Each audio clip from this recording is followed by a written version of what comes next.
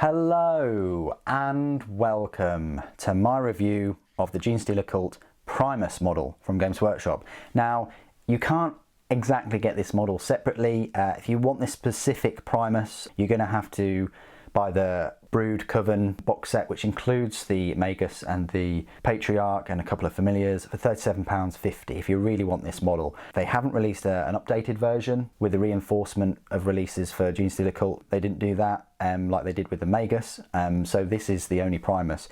Nothing's stopping you though really from getting another Kelimorph or Acolyte or something with 3 arms, having a needle, a pistol and a blade on there and just calling that a Primus. Nothing's stopping you at all. If you're fighting against me, as long as it was, you know, different colour or, you know, as long as I could tell that that was a Primus, that would be fine. So what I'll do is I'll just go through the model and then I'll do some size comparisons and then we'll go through all of the rules and things.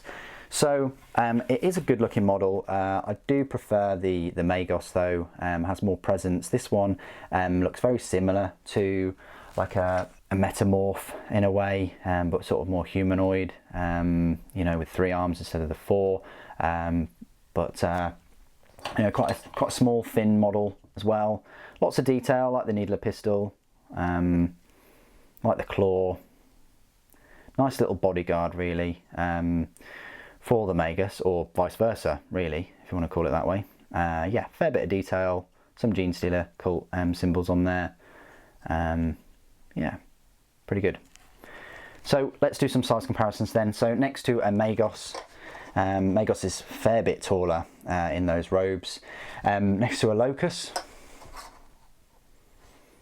similar sort of height, very similar, but obviously next to the Patriarch, Patriarch is way bigger. You know, the tallest HQ choice that they do for Genestealer Cult. I don't think I've done any size comparisons with Space Marines for the last 2 reviews, so I'll do them here. Apologies, I'll remember them next time. But compared to a Space Marine, Space Marine is taller, definitely. I mean, these are humanoid sort of size figures. Space Marine is probably about a foot taller or so, which kind of makes sense, 7 or 8 foot tall Space Marines. And then a Primaris, 8 foot or so. Yeah, that kind of makes sense as well, sort of size-wise. Fair bit bigger. Primaris are going to, you know, dwarf the Genestealer Cult models. You know, but obviously you get less of them for your points.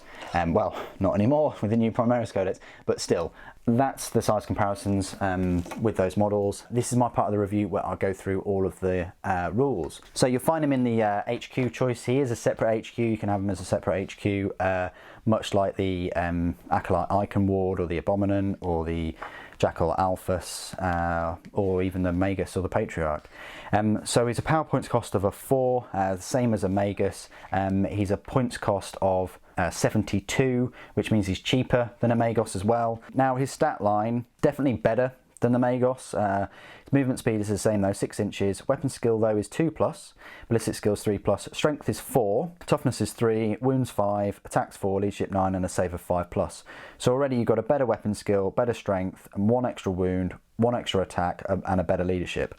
Primus is a single model armed with a needle, pistol, a bone sword, toxin injector claw and blasting charges. So the needle pistol, it's a range 12-inch weapon, pistol 1, strength 1, AP 0 and a damage of D3. This weapon always wounds on a 2+ unless it is targeting a vehicle or Titanic unit. Pretty awesome. Always going to be wounding on 2+ for that one, and it does have a damage of D3.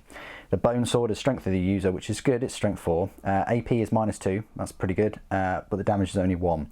The toxin injector claw is a strength of the user, which will be 4 again. AP is only -1 this time, damage is 1.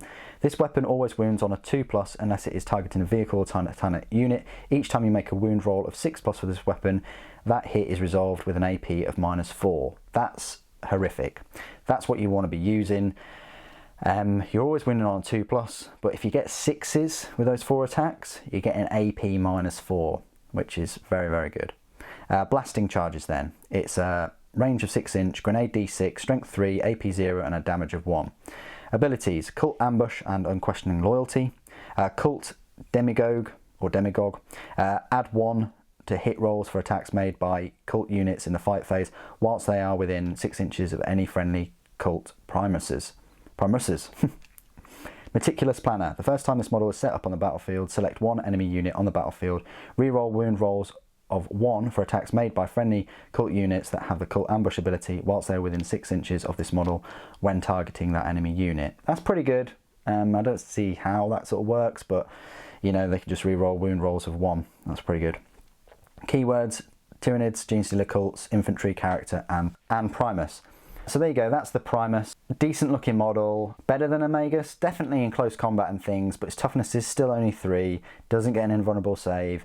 He's got some nice little weapons that'll do some horrific damage to higher toughness units, and he does have 5 wounds, but his save is just 5+, so his save is pretty poor. He doesn't have invulnerable and he's quite squidgy. You definitely need to be surrounding him with a lot of protection from aberrants or other metamorphs or something. You know, you can't just have him wandering about on his own. He's not strong enough to take it, in my opinion. What do you guys think of the model and of all the rules for the Primus? Do you think that they should have made another Primus, or do you think that the Kelimorph was a fun model to make instead? Personally, I would have liked a female Primus. That would have been cool if they'd released a female Primus and a female Magus. Well, they released a female Magus. Yeah, I would have enjoyed that. That would have been pretty cool. Hopefully next time though, maybe in the future. What do you guys think of the model and the rules? Please do put it in the comments below. Thank you ever so much for joining me today. Thank you for watching. For the Norn Queen.